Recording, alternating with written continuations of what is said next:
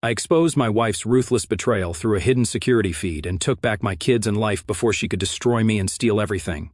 A few nights ago, I stumbled upon a truth so devastating it felt like my entire life had been a lie. I was at work late, testing the new security system I'd installed at home, a cutting-edge piece of tech with crystal-clear video and audio capabilities. I'd been fiddling with its features for days, syncing it to my phone, adjusting settings. That night, I finally had a moment to try out the live feed. The system was so advanced it could pick up the faintest sounds with astonishing clarity, even quiet conversations in the background. I tapped into the app, curious to see how it worked in real time. At first, all I heard was faint ambient noise from the house, the hum of the refrigerator, the soft creak of floorboards. But then voices came through. My wife, Kate, was talking on the phone in the living room. Her voice was calm, almost casual, but something about her tone made me pause. I turned up the volume, leaning closer to my phone. "She doesn't suspect a thing," Kate said, a hint of amusement in her voice. My stomach tightened. Was she talking about me? I didn't want to jump to conclusions, but the way she spoke, so relaxed, so confident, made my pulse quicken. The voice on the other end of the call was muffled, but Kate's laughter cut through like a knife. No, he's clueless," she continued. "Albert, please. He's too wrapped up in his little gadgets to notice what's right in front of him." Her words hit me like a slap. I froze, my mind racing. Was this some kind of joke? I wanted to believe I'd misheard her, that there was some innocent explanation, but then her tone shifted. The laughter disappeared, replaced by something colder, more deliberate. "Okay, hold on. Let me call you back," she said quickly. A second later, I heard her dialing another number. My heart pounded as I realized she wasn't done. I adjusted the feed, holding my breath as the audio picked up again. "Hi, thanks for calling me back," Kate said, her voice now sharp and professional. "Yes, I've made my decision. We'll move forward with the plan." "Plan? What plan?" My mind was spiraling, desperate to piece together what I was hearing. The silence on the other end of the call only made her next words more chilling. "Once we pin this on him," she said slowly, her words deliberate, "I'll take the kids, the house, and everything else. He won't see it coming." My hands clenched the phone so tightly it hurt. Her voice was so steady, so calculated, like she was discussing a business deal and not dismantling our entire life. My jaw tightened as she continued. "No, it won't be an issue," she said, almost casually. "Jake's already lined everything up. All we need is for Albert to stay predictable. And trust me, he always is." Jake. That name shot through me like a dagger. Jake was her coworker, the one she'd always brushed off as just a friend, the one I'd dismissed as harmless, despite the nagging doubts in the back of my mind. Hearing his name now, in this context, made my blood run cold. Kate let out a short laugh, like the conversation was amusing her. "He'll never see it coming," she repeated, her voice dripping with confidence. I sat there in my office, paralyzed by what I'd just heard. This wasn't just betrayal. This was a cold, calculated plot to destroy me. Looking back now, the signs were everywhere, but I was too blind or too trusting to see them for what they were. It wasn't just one thing, it was a series of small, unsettling moments that, at the time, I dismissed as normal hiccups in a long marriage. But now they felt like the breadcrumbs of a calculated betrayal. It started months ago. Kate began spending long stretches in the backyard, pacing with her phone pressed to her ear. She always claimed she was catching up with old friends, but the calls were oddly secretive. Her laughter would float through the air, light and carefree, but sometimes I'd catch fragments of her words. Once, I distinctly heard her say, "You're right, he really is oblivious." When I asked her later what that was about, she brushed it off with a smile. "Just girl talk," she'd said, and I didn't press further. Now I wonder if every one of those conversations was part of something bigger, something she was plotting right under my nose. The arguments started not long after. They were small at first, almost silly fights over things like where the car keys were or why the groceries weren't put away properly.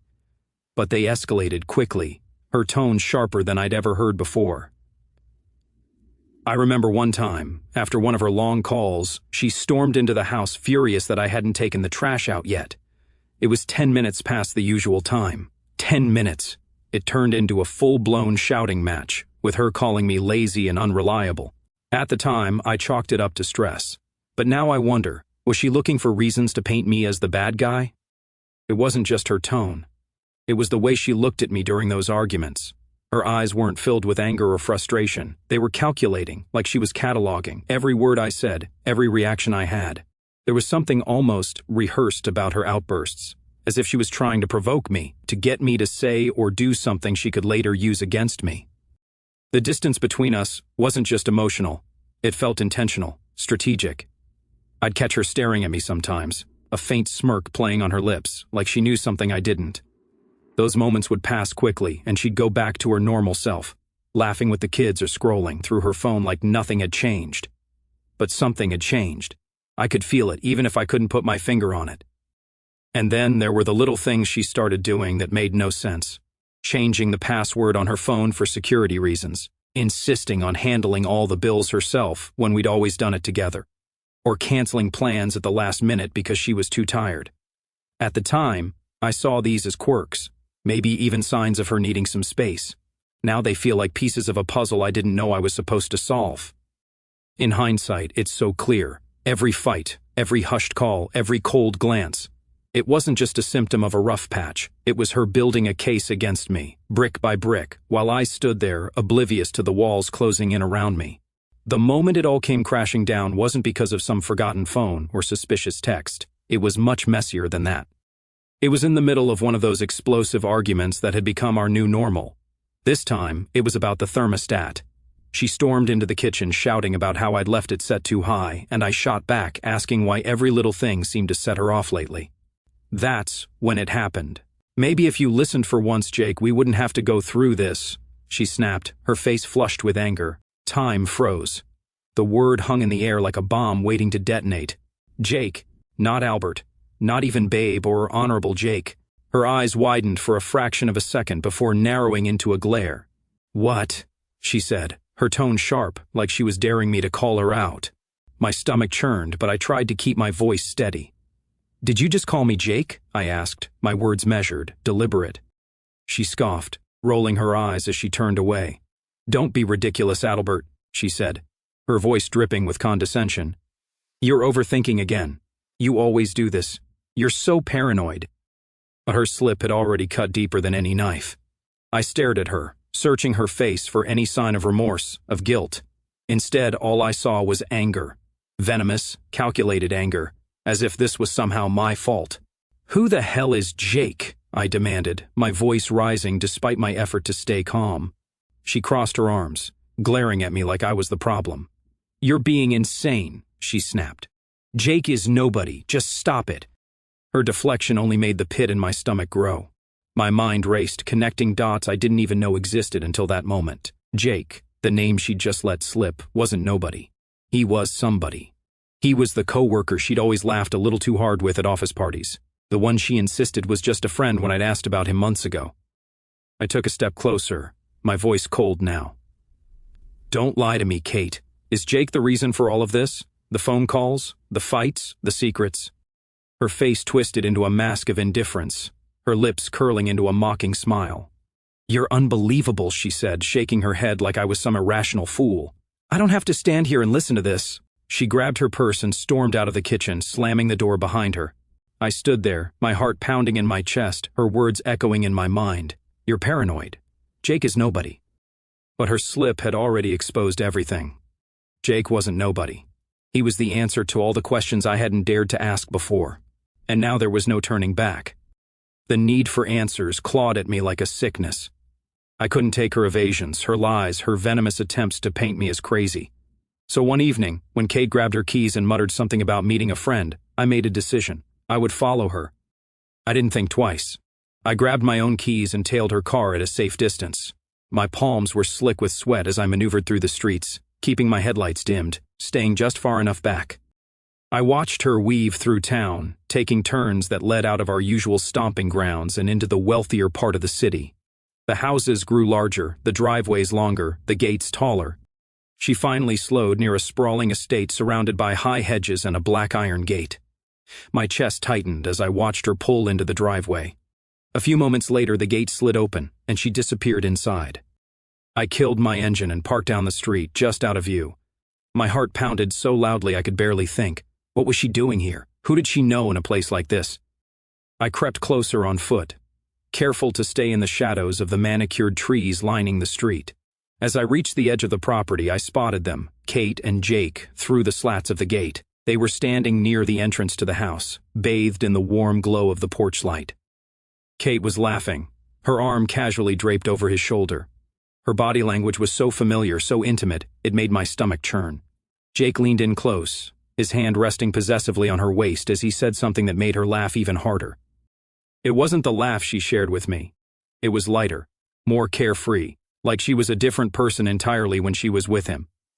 I strained to hear them, crouching behind a low hedge just outside the gate. Their voices were low, but I caught fragments of their conversation. Words that sent a fresh wave of anger and confusion crashing over me. "When this is over," Kate said, her voice trailing off into a giggle. Jake's response was quieter, but his tone was unmistakably serious. "We need to get it done faster. I don't want this dragging out." My mind raced.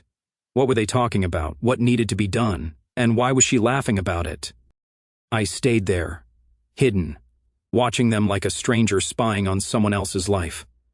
The life I thought I had with her was unraveling right in front of me, piece by piece. I wanted to burst through the gate, to demand answers, to confront her with everything I knew or thought I knew. But I stayed frozen, torn between fury and desperation, afraid of what else I might uncover if I stepped closer. After a few minutes, they went inside, the door closing behind them. I stood there in the dark, my fists clenched, my mind reeling. Whatever this was, it was bigger than I'd imagined, and I wasn't sure I was ready for what I'd find next. Dinner started out like any other. The sound of utensils clinking against plates and the kids chatting about their day filling the room. I sat there barely touching my food, my heart pounding as I rehearsed the words in my head. The weight of what I'd seen at Jake's estate, what I'd overheard, was too much to carry alone. I needed to confront her, and I needed her to face the truth, not just in front of me, but in front of the kids too. Maybe if she saw their faces, she'd feel some shred of shame, some flicker of guilt. "Kate," I said, my voice calm but firm, cutting through the noise. She glanced up from her plate, her fork midair. The kids looked at me, puzzled by my tone. "What?" she said, her expression neutral, though there was a flicker of something in her eyes. Weariness, maybe. "I know about Jake," I said. My words landed like a thunderclap in the room. The kids froze, their eyes darting between us, confusion etched on their faces. Kate's hand paused, her fork hovering for a second before she slowly set it down. "I'm sorry, what?" she asked, her voice deceptively calm, her face a mask of feigned innocence. "Don't do that," I snapped, my anger bubbling to the surface. "Don't play dumb. I know what's been going on, the calls, the meetings, the lies. I know everything." "Everything?" She leaned back in her chair, crossing her arms, her expression shifting to something colder, more calculating. And then, to my shock, she smirked. "You're pathetic, Adelbert," she said, her voice dripping with disdain. "You think anyone's going to believe you over me? You're delusional." The kids looked at her, their faces filled with confusion and fear. "Mom?" our daughter whispered, her voice trembling. But Kate didn't even glance at her. Her eyes were locked on mine, daring me to push further. "This isn't just about me believing it, Kate," I shot back. "It's about the truth, about what you've been doing behind my back while pretending everything's fine." She laughed, actually laughed, as if I'd just told her the most ridiculous joke she'd ever heard. "The truth?" she scoffed. "Oh, please. You've been paranoid for months, always snooping, always suspicious. Maybe if you spent more time being a decent husband and less time playing detective, I wouldn't have to look elsewhere." Her words hit me like a slap, but what struck me even harder was the way she looked at me, with absolute contempt, like I was beneath her. "I saw you with him, Kate," I said, my voice shaking now, the fury and betrayal overwhelming me. "At his house, laughing, talking about getting it done faster." "What the hell were you planning? Tell me." But she just rolled her eyes, her smirk never faltering. "You don't know what you're talking about," she said dismissively. "And even if you did, who's going to believe you? Me, the loving wife and mother? Or you, the unstable lunatic who's been stalking his own wife?" I glanced at the kids. Their wide, terrified eyes stared at both of us. My daughter looked like she was on the verge of tears, while my son sat frozen, gripping his fork like it was the only thing anchoring him to the moment. "That's enough," I shouted, slamming my fist on the table. The plates rattled, and the kids flinched. But Kate didn't even blink. She leaned forward now, her smirk fading into something darker, more menacing. "You're out of your depth, Adalbert," she said quietly, her voice dripping with malice. "Keep pushing, and you'll regret it, trust me." It wasn't just a warning. It was a threat, and in that moment I realized just how far gone she was, and how much danger I was truly in. That night, I sat alone in my study, staring at the family photo on my desk. In it, we were all smiles, me, Kate, the kids, a picture-perfect family. But the truth had shattered that illusion. The woman I thought I knew, the life we'd built together, was nothing but a lie. Her words from dinner echoed in my mind. "You're pathetic, Adalbert." The smirk, the venom, the threat. It was all I needed to know that reasoning with her was pointless. She wasn't going to stop. And if she was willing to destroy me, I wasn't going to sit back and make it easy for her. I opened my laptop, my hands steady despite the storm inside me. I logged into our bank accounts, staring at the balances, savings, checking, joint investments. It was all sitting there, ripe for the taking. I thought about how she'd laugh if I let her walk away with everything. How she'd probably celebrate with Jake once she'd wiped me out. My jaw tightened. Not a chance. With a few clicks, I initiated the transfers, draining every last cent into a new account I'd opened in my name weeks earlier, when my suspicions first began to surface. I didn't hesitate, didn't second-guess myself. By the time I was done, the accounts were empty, the credit cards canceled, and the auto payments for her gym, her subscriptions, and her flashy new car all turned off. I left just enough in the kids' college fund. It wasn't their fault any of this was happening. But for Kate, nothing. She'd made it clear I was her target, and now I was making it clear I wasn't going down without a fight. Before I walked out, I grabbed a piece of paper and scrawled a single sentence across it. No long explanations, no pleas for her to reconsider. Just 7 words that said everything I needed to say. You can't steal what's already gone. I placed the note on the kitchen counter, right next to the coffee machine she used every morning, and left the house. No bags packed, no dramatic farewell. Just the clothes on my back and the knowledge that I was finally in control. As I drove away, I felt a strange sense of calm for the first time in months. I wasn't reacting to her games. I was taking action. And while I didn't know what she'd do when she found out, one thing was certain. The playing field had shifted. And this time, it was on my terms. The next day, I braced myself for the storm I knew was coming. Kate was many things. Vindictive, cunning, relentless. But above all, she was predictable when cornered. Still, even knowing her nature, I wasn't prepared for just how far she'd go. It was around midday when she stormed into my office. I was in the middle of reviewing some reports when the door flew open, slamming against the wall. Heads popped out from nearby cubicles, my colleagues craning their necks to see what was happening. And there she was, Kate, dressed to perfection but with fury blazing in her eyes. "Adalbert!" she shrieked, her voice echoing down the hallway. My boss, Mr. Fletcher, had just walked by and froze mid-step, turning to look at the commotion. My blood ran cold, but I forced myself to stay calm. "Kate," I said evenly, setting my papers down. "This isn't the time or place." "Oh, it's exactly the place," she spat, pointing a manicured finger at me. "Everyone here deserves to know the kind of man you really are." Whispers started rippling through the office as my coworkers exchanged uneasy glances. A few looked at me, silently asking if they should intervene, but I shook my head. I wasn't giving her the satisfaction of seeing me lose control. "Kate, let's go outside," I said, standing up, my voice measured. But she wasn't having it. "So you can try to intimidate me like you always do?" she barked. Then, with a dramatic sweep of her arm, she turned to address the room. "Did you all know he has violent tendencies? Oh, he's charming here at work, I'm sure, but at home he's a completely different person." The air in the office grew tense. Mr. Fletcher stepped forward, his brow furrowed, while my colleagues exchanged glances filled with a mix of discomfort and doubt. A few whispered among themselves, some clearly unsure of how to react. I kept my face neutral, though my fists clenched at my sides. "That's enough, Kate," I said firmly. "You know that isn't true." "Oh, don't you dare," she hissed, her voice dripping with venom. "You've been gaslighting me for years, making me feel crazy while you undermine everything I do. And now, after everything I've done for you, you drain the accounts and leave me with nothing." There it was. This wasn't about the supposed violence. This was her retaliation for taking away her access to my hard-earned money. "Kate," I said, locking eyes with her, my voice low but steady. "You're embarrassing yourself. If you don't leave now, I'll have no choice but to call security." Her face twisted into a snarl, but I saw the flicker of doubt behind her eyes. She wanted me to snap, to prove her wild accusations true in front of everyone. But I didn't take the bait. Mr. Fletcher stepped forward, his voice calm but authoritative. "Mrs. Stevens, I suggest you leave. This is a professional workplace, and we don't tolerate this kind of behavior." Her jaw clenched, her eyes darting between me and Mr. Fletcher. For a moment, I thought she might escalate further, but then she let out a bitter laugh, shaking her head. "You think you've won, Adelbert," she said, her voice icy. "This is far from over." She spun on her heel and stormed out, her heels clicking sharply against the tile floor. The room stayed silent for a beat before the murmur of whispers returned. Mr. Fletcher gave me a long, assessing look before nodding and walking away. I let out a slow breath, sitting back down as the adrenaline drained from my body.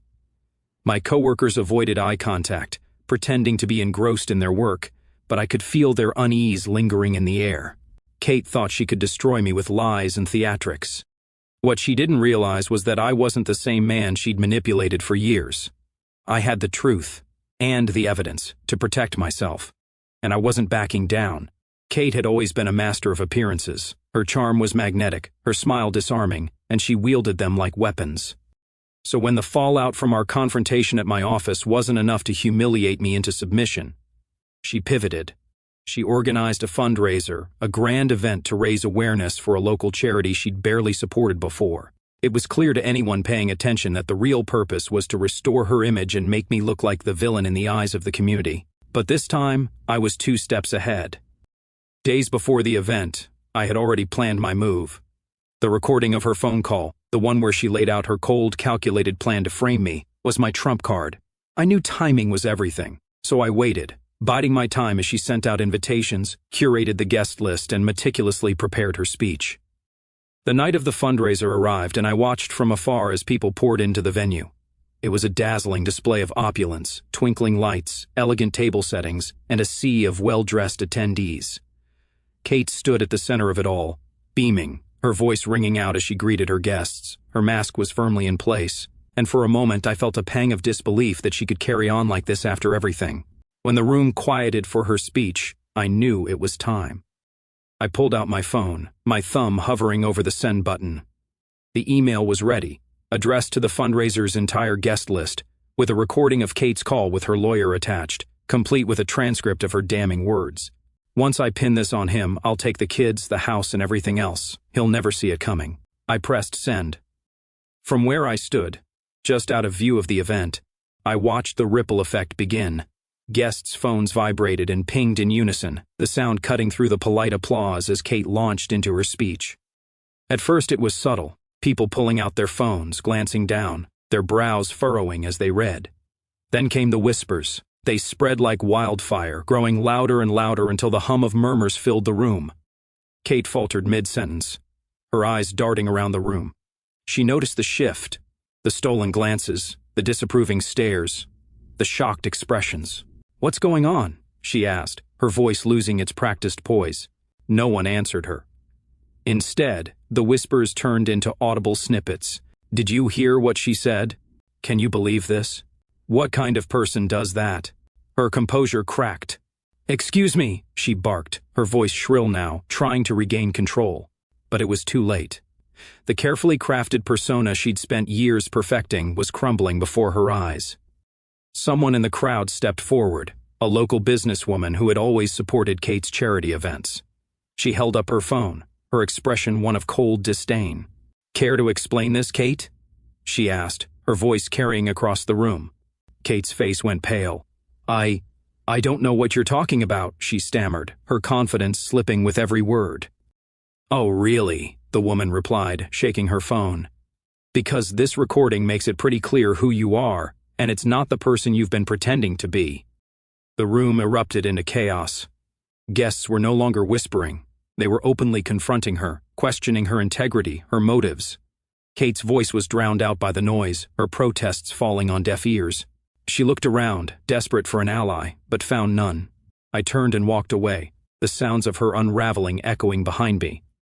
For the first time in months, I felt like I'd taken back control. She had underestimated me, and now she was paying the price for her lies and deceit. The fallout was swift and merciless.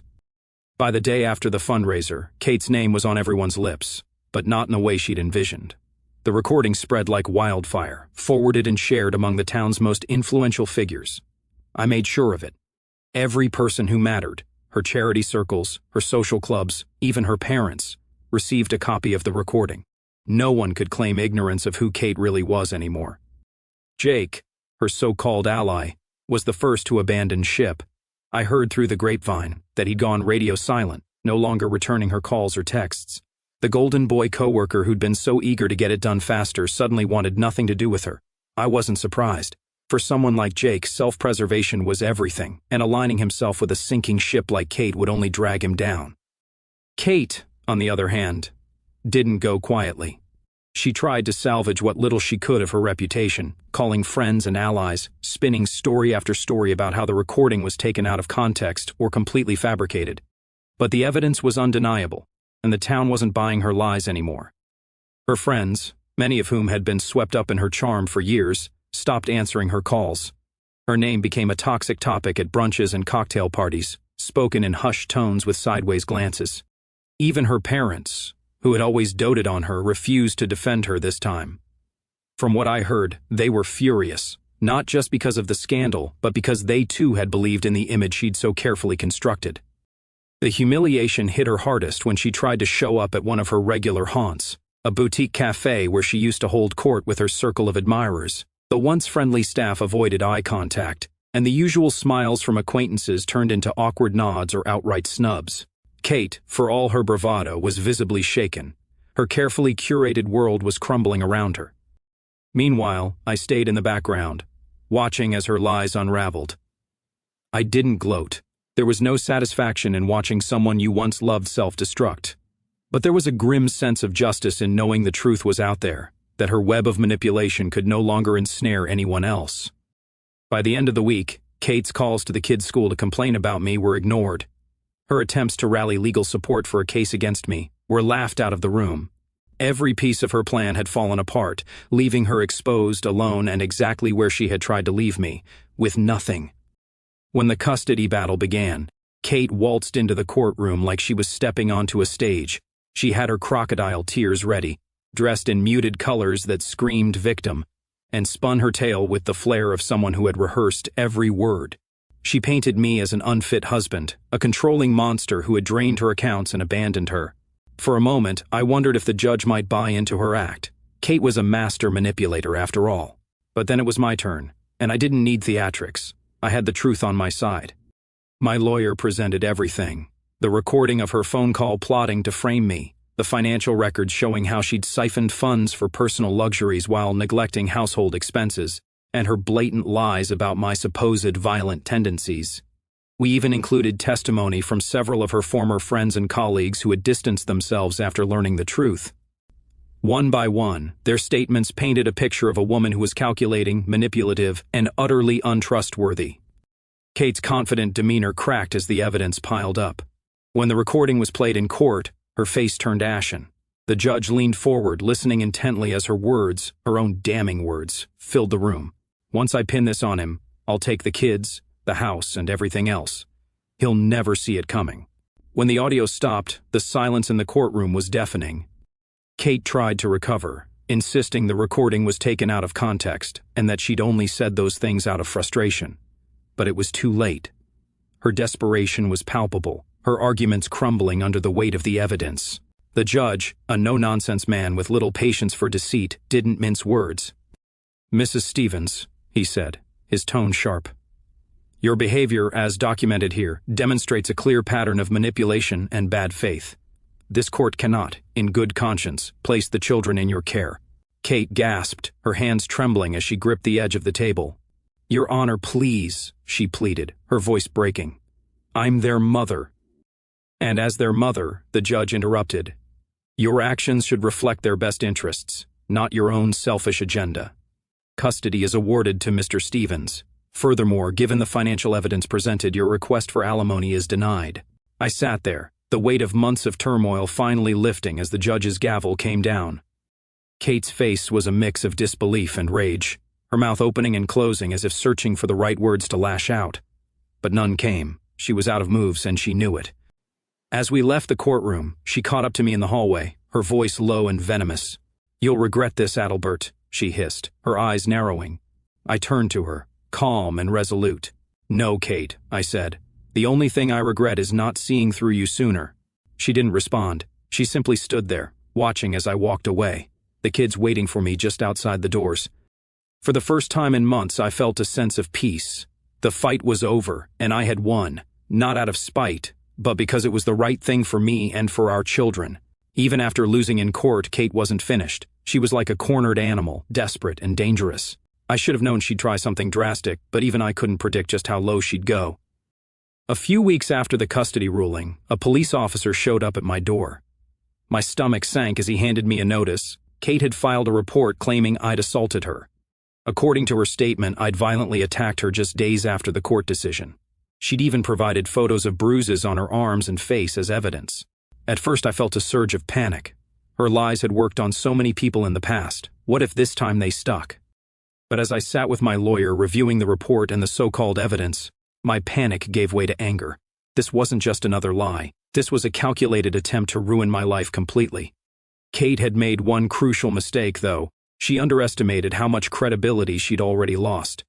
Between the court recordings, her failed fundraiser, and the countless people who now saw her for who she really was, her word carried little weight anymore. When the investigation began, it unraveled faster than she could have imagined. The bruises she'd shown in the photos were inconsistent with her story. Medical professionals reviewing the images identified signs of makeup rather than real injuries. The police also requested timestamps and metadata for the photos, which Kate conveniently couldn't provide. Then came the final nail in the coffin. Surveillance footage from a local cafe on the day of the alleged incident showed Kate laughing and chatting with friends, completely uninjured. The footage went viral after it was leaked online, and the public's reaction was brutal. She became the subject of mockery and scorn. Her name splashed across social media alongside memes and hashtags calling her out for her lies. When the police dismissed the case for lack of evidence, they didn't stop there. Kate was warned that filing a false report was a criminal offense. Though no charges were pressed, the damage to her already crumbling reputation was irreversible. I heard through the grapevine that even her remaining allies, those who'd clung to her out of loyalty or ignorance, had finally abandoned her. Her name became synonymous with deceit, a punchline in conversations around town. As for me, I refused to let her final scheme consume me. I had my kids, my peace of mind, and the truth. Kate's desperate games only solidified what I already knew. I was free of her manipulation, and she was left with nothing but the consequences of her own actions. As I sit here now, months after the dust has finally settled, I can't help but reflect on everything that's happened. This was, without a doubt, the hardest year of my life. I lost the version of my family I thought I had, the woman I thought I knew, and the life I believed we were building together. But through all of it, the lies, the betrayals, the schemes, I found something I didn't realize I'd lost myself. If there's one thing I've learned, it's the importance of trusting your instincts. Those nagging doubts, those little signs that something isn't right, they're there for a reason. For months, I ignored mine, convinced that the cracks in our marriage were just stress or routine disagreements. But deep down, I knew something was wrong. Looking back, I wish I'd listened sooner. But I'm grateful I listened when I did. Standing your ground is another lesson that came hard but is worth everything. There were moments when I wanted to give up, to let her lies and manipulation win just to escape the constant battles. But every time I looked at my kids, I knew I couldn't. They deserved the truth. They deserved a future free from the chaos she brought into our lives. And so did I. Now I'm focused on moving forward. The kids and I are settling into a new routine, one that's stable and calm, a far cry from the turmoil we used to endure. We laugh more now, talk openly, and I can see the weight lifting off their young shoulders. They're starting to feel safe again. And that alone makes every fight, every sleepless night, and every confrontation worth it. If there's one thing I want anyone reading this to take away, it's this: even in the darkest times, there's a way forward. It won't be easy. It will hurt, and you'll question yourself 1,000 times. But the truth has a way of cutting through the lies, of lighting the path ahead even when everything feels lost. I hope my story serves as a warning and a reminder. Trust your gut, stand firm, and never let someone else define your worth or your future. The pain doesn't last forever, but the lessons you learn will. Now, as I look ahead, I'm not afraid anymore. The worst is behind me, and for the first time in a long time, I feel like the best is yet to come.